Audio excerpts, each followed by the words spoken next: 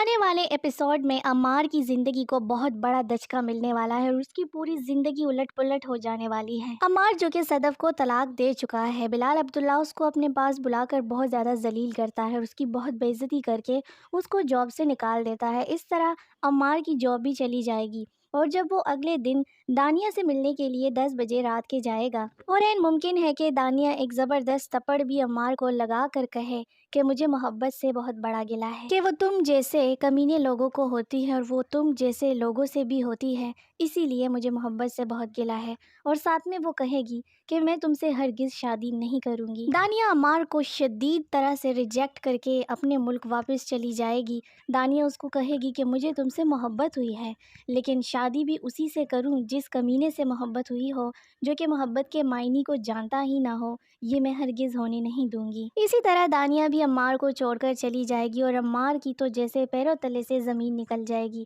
کیونکہ نہ ہی وہ اب صدف کا رہا اور نہ ہی دانیہ اسے اپنائے گی، کیونکہ دانیہ کو بھی اچھی طرح سے پتہ چل چکا ہوتا ہے کہ عمار بھی مجھ سے پیار نہیں کرتا، چاہتا وہ صدف کو تھا، لیکن اب جب اس نے صدف کو طلاق دے دی تو اس کے پاس کوئی اور آپشن موجود نہ رہا تو آ کر مجھ سے اپنے گھسے پٹے محبت کا اظہار کر بیٹھا ہے۔ دوسری طرف بلال عبداللہ کو پتہ ہوتا ہے کہ صدف انتہائی غصے میں ہوتی ہے اور وہ عمار سے بدلہ لینے کے لیے میرے قریب ہو رہی ہے، لیکن پھر بھی حالات ایسے بن جاتے ہیں جب بلال عبداللہ فون پر صدف کی آواز سنتا ہے تو وہ رہ نہیں سکتا اور وہ اس کے گھر پہنچ جاتا ہے۔ لیکن بلال عبداللہ کے دل میں ایک سوال گردش کر رہی ہوتی ہے کہ عمار نے صدف کو طلاق کیوں دی اور عمار نے صدف کو دھوکہ کیوں دیا۔ جب وہ اس کے گھر پہنچتا ہے تو صدف کے ماں اور بھائی بلال کو دیکھ کر کافی زیادہ خوش ہو جائیں گے۔ بلال عبداللہ زاویار کے ساتھ کافی گپ شپ لگائے گا اور پھر صدف کی ماں کو کہے گا کہ مجھے صدف کے طلاق کا سن کر بہت زیادہ افسوس ہوا ہے اور مجھے عمار سے یہ امید تو بالکل بھی نہیں تھی۔ بلال عبداللہ صدف کی اماں کو کہتا ہے کہ عمار کی محبت میں تو اتنا بھی دم نہیں تھا کہ وہ تھوڑے عرصے کے لیے بھی اس سے وفا کرتا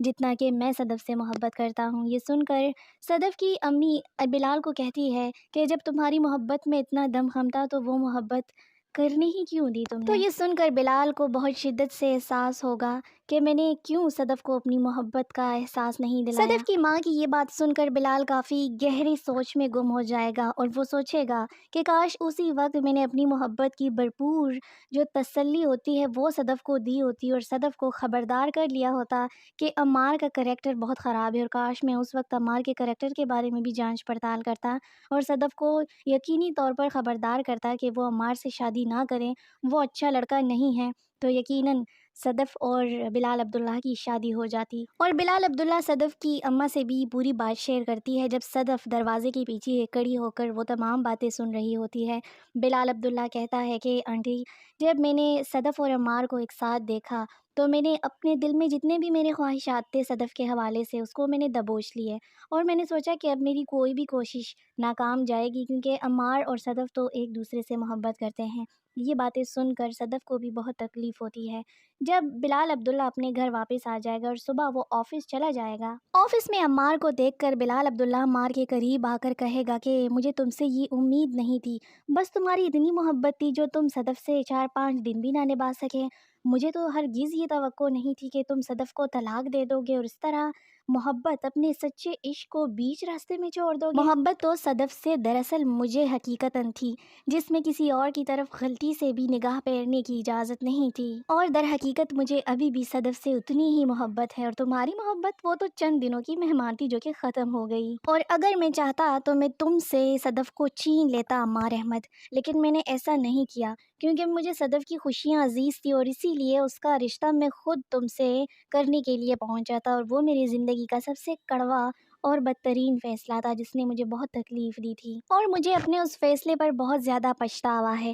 جس کے لیے اس نے مجھے ٹکرایا تھا۔ آج وہ اس سے ہاری بیٹی ہے، اور اب تمہاری سزا یہ ہے کہ تم مجھے میرے آفس میں دوبارہ نظر مت آنا، تمہیں بہت جلد تمہارا ٹرمینیشن لیٹر مل جائے گا، تم کہیں اور چاہو جہاں جاؤ جاب کرو، لیکن میرے آفس دوبارہ مت آنا، اور اس طرح عمار وہاں سے ذلیل ہو کر نکال دیا جائے گا۔ ہمیشہ کی طرح ایک جگہ سے ٹکر مار کر دوسری جگہ منہ اٹھا کر بھاگنے والا عمار عمار دانیہ کے پاس چلا جائے گا تاکہ اس کو اپنے دل کا دکڑا سنائے اور روئے اور خود کو ذرا معصوم ثابت کرے۔ اور جب عمار پھر منہ اٹھا کے دانیہ کے پاس چلا جائے گا تو اسے کہے گا کہ چلو شادی کرتے ہیں، جس پر دانیہ اس کو وہی والا ڈائلاگ بولے گی کہ مجھے محبت سے گلہ ہے جو کہ تم جیسوں کو بھی ہو جاتی ہے اور تم جیسوں سے بھی ہو جاتی ہے، اور میں تم سے بالکل بھی شادی نہیں کروں گی، کیونکہ تم نے جب صدف جیسی لڑکی کو دھوکہ دے دیا جس کو تم دل و جان سے محبت کرتے تھے، تو تم کیا گارنٹی ہے کہ مجھے دھوکہ نہیں دو گے، کیونکہ مجھے تو صرف تم نے استعمال ہی کیا تھا، محبت تو تم نے میرے ساتھ بالکل بھی کی ہی نہیں۔ جس کے جواب میں عین ممکن ہے